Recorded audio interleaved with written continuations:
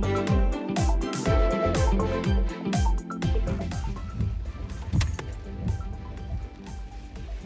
we've reached Dobby's and we're just going to have a coffee and maybe some cake and decide what we're going to do on this wet weekend. Can I have 2 pieces of raspberry? What do you want? What do you want to drink? Look at these. Look at the cherry bakewell. You might really like them. Yeah, I've done this.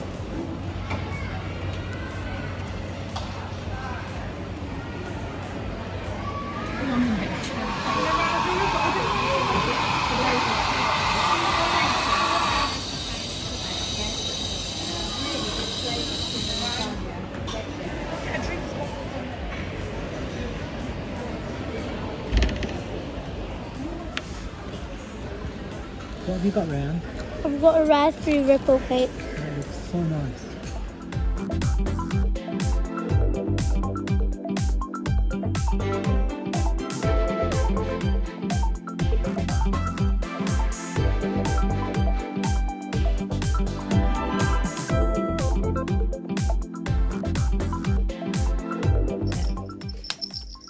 Daisy, you got a new Daisy, you like your collar?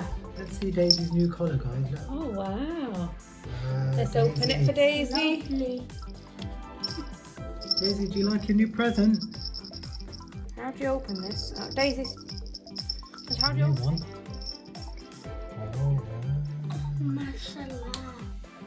Look at that, Daisy. Let's see, Daisy. And it fits here. Turn it this way. Oh, wow. Look at the bow, Daisy. Daisy, Daisy, look at that. Masala. Oh, wow. Daisy. Masala.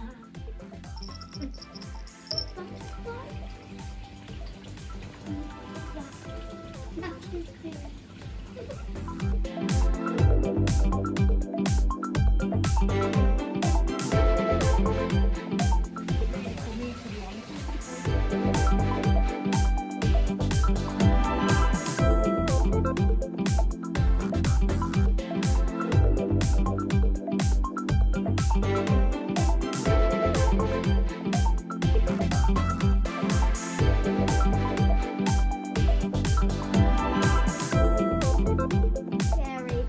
That actually scared me.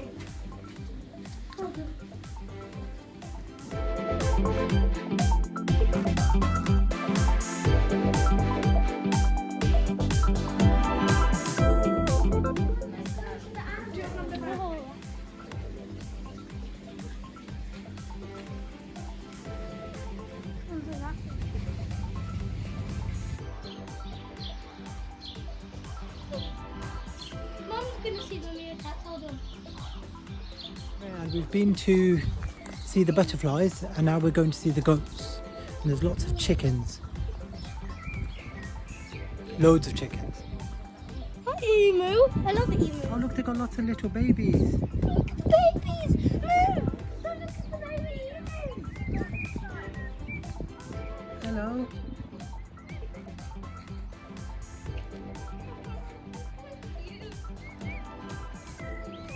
I've never seen an emu in real life. Hi, baby emus. Emus. So we're just about to feed the sheep. And they're quite fat sheep as well. They look quite big.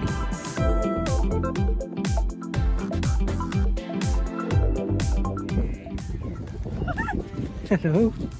That's fatty. Hello.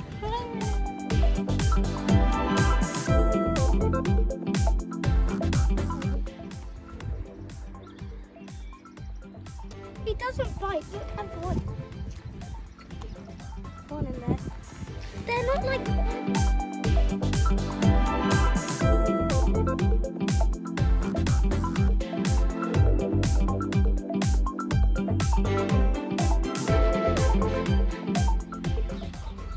They must be living a lifetime.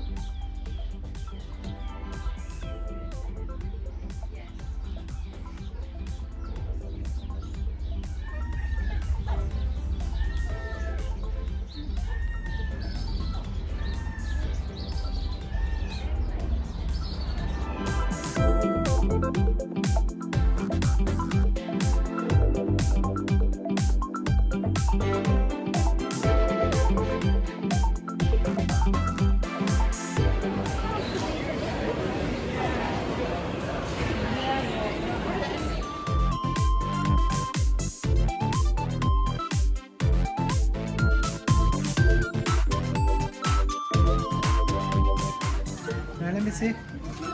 Are we getting Oh, it? smart. Yeah, that we're getting that for you. What do you think? On my hair. Yeah.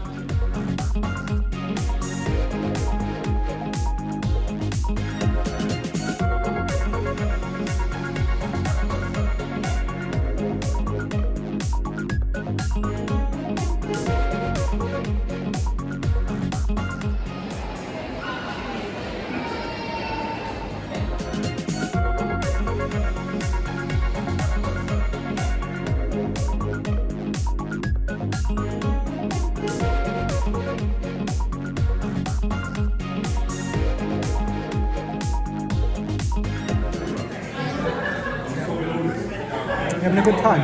Yeah.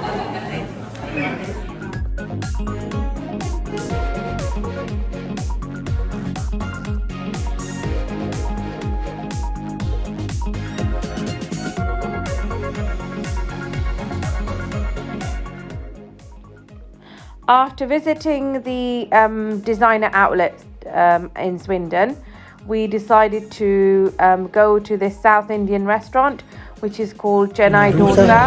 And yeah, we're going to try some South Indian food. Love dosa. So I think I'm going to go for this one and Rhiann's going for this one. Love masala dosa.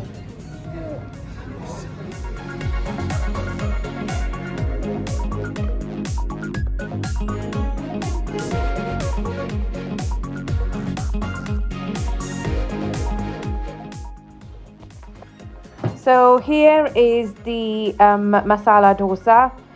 If you've not tried it, you have to give this a try. And this particular place, I would say we've tried masala dosa from a number of places, but this one beats every single one. The dosas were extra crispy and very, very tasty. This is chili paneer also we ordered. And inside the dosa, there is a spicy potato filling. And with it, there's usually sort of chutneys that come with it. And there's a main one, which is the sambar, which is like a curry that comes with it. And it comes with a tomato chutney and a really nice coconut chutney.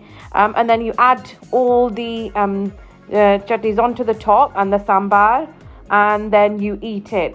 It's one of the most delicious dishes that you will try. I tried dosa for the first time after I got married, and at first I didn't like it. I don't know, there was just something about it that just didn't interest me. But then I tried it the second time and then I absolutely loved it. And then after that, I was hooked on dosa. But I must admit as well, this particular place, they didn't disappoint. The dosa was amazing.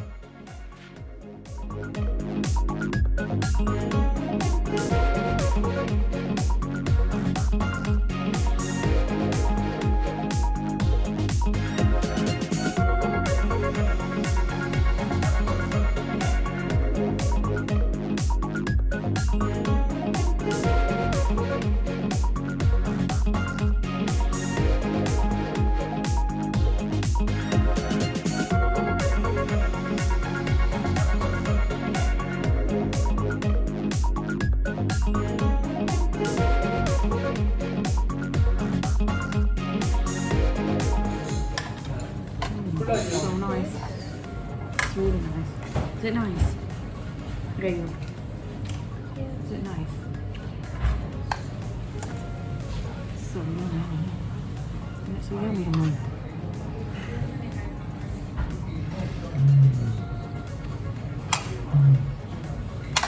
Tissue. The paneer is so nice. And try this. Look at the paneer inside. Look at the paneer inside.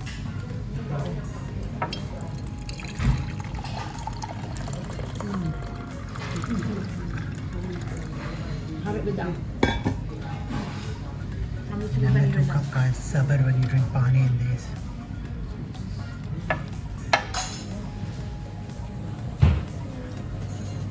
you want me to remove all the chilies from there? And the cheese one?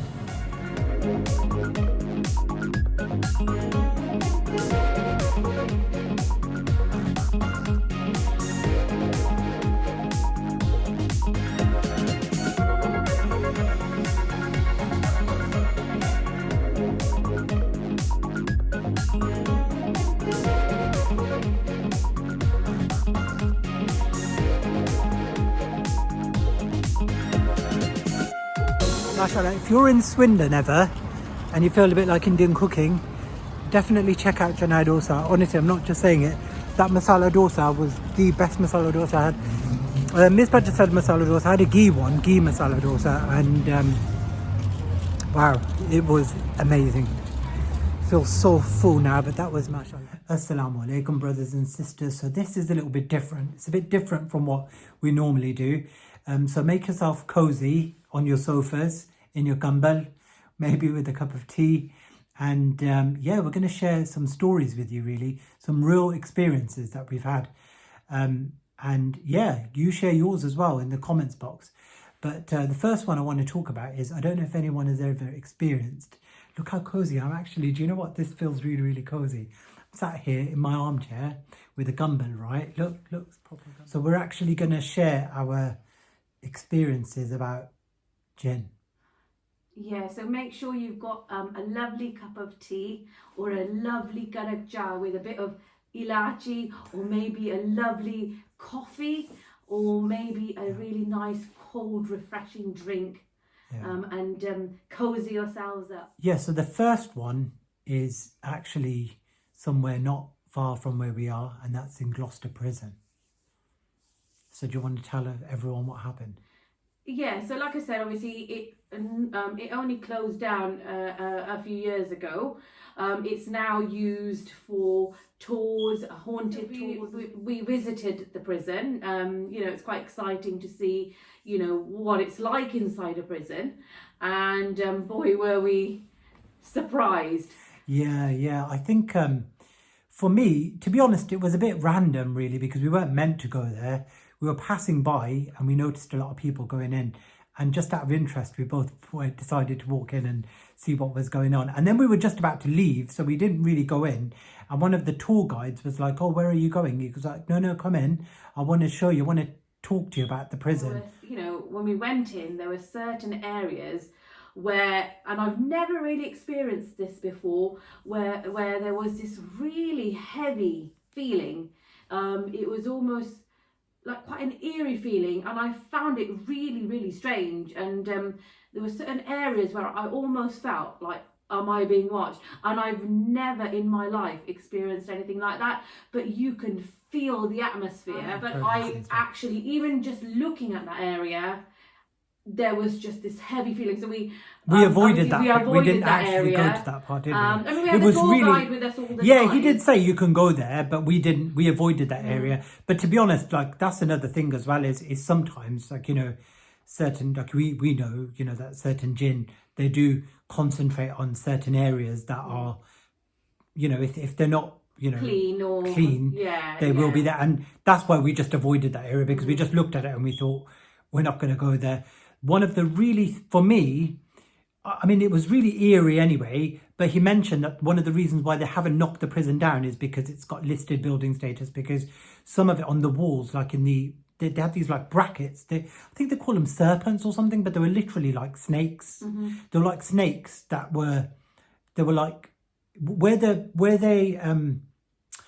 the netting, because obviously prisoners could jump off the floor and try to commit suicide, and they had this like safety netting, and then they had these like archways, and they were like snakes. Mm-hmm. And that was quite creepy, to be honest. But one thing that really shocked me was the size of those cells. Mm. And I've actually got a little bit of footage which I will put into this video. Yeah. They were really small, and you open the door and they were just dark. Really dark. Yeah, quite dark. I mean, we stayed mainly in the communal area where there were a lot of people, and we had the tour guide with us as well. But but nowadays it's used at Halloween. People will do like sort of haunted parties. Just look at how eerie this place is. These were the tiny cells that prisoners were in. So oppressive. Really, really scary. We're inside Gloucester prison.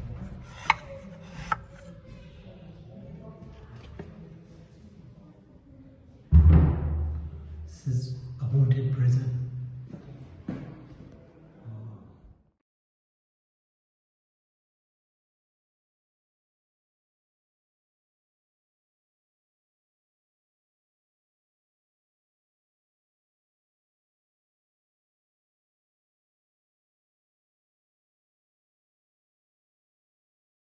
Now we will move on to the next story.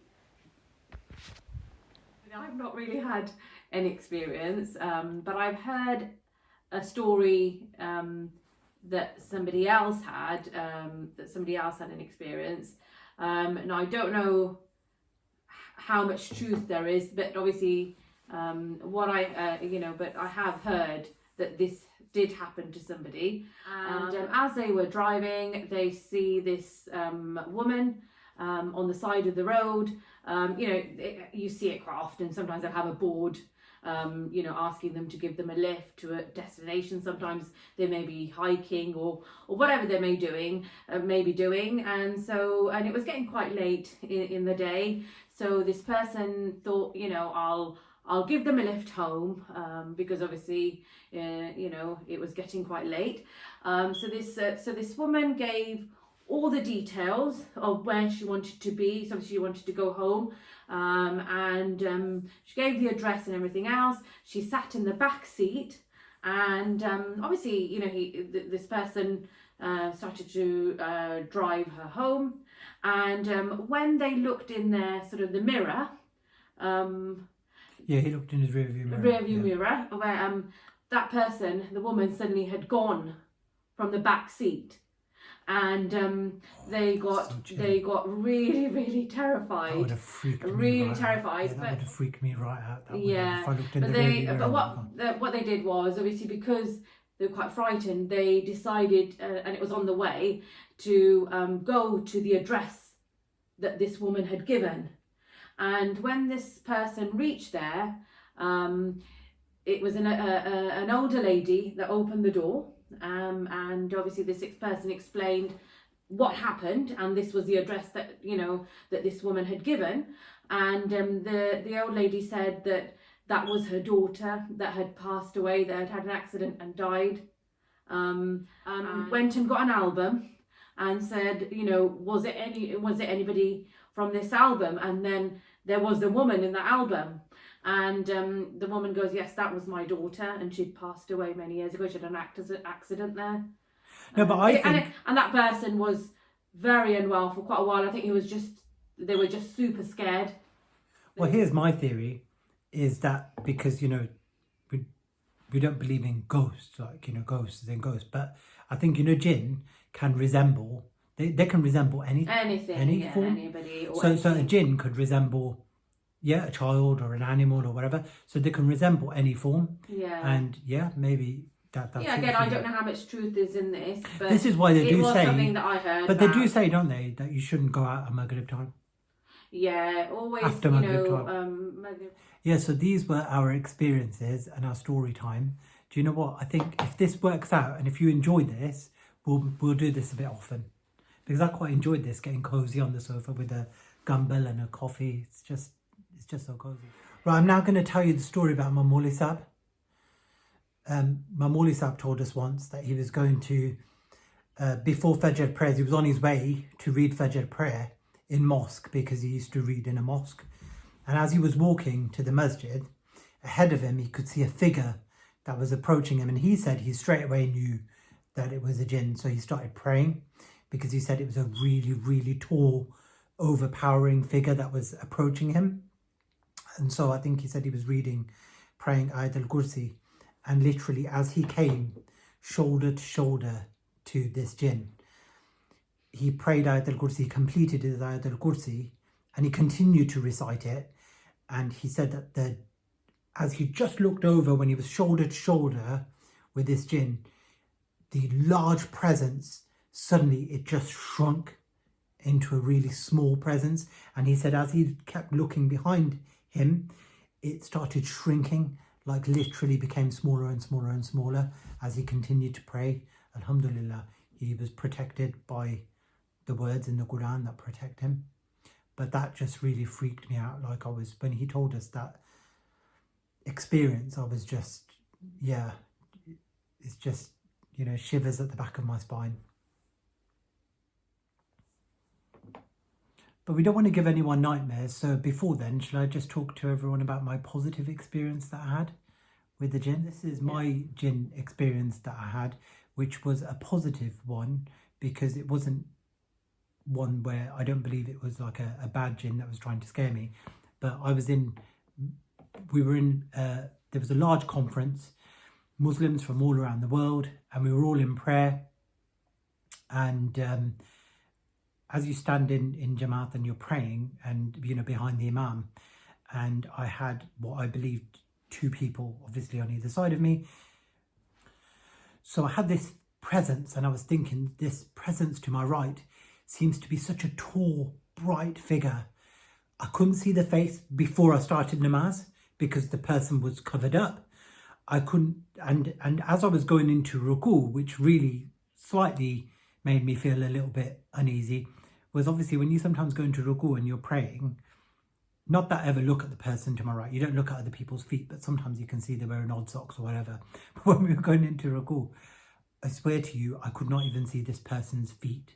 That's when I was just thinking, there's something quite strange here. But I was still praying, and as prayer ended, and literally, I looked to my right as the prayer ended, and this being was just gone. Like, literally disappeared. Not ahead of me, not behind, not anyone that had passed. Everyone was in their lines.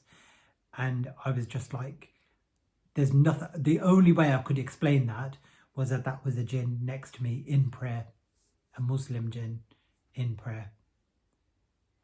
And you're not meant to, I know that because they are God-fearing, they're Allah-fearing, they don't want to ever be revealed, or they wouldn't want to put fear into anyone.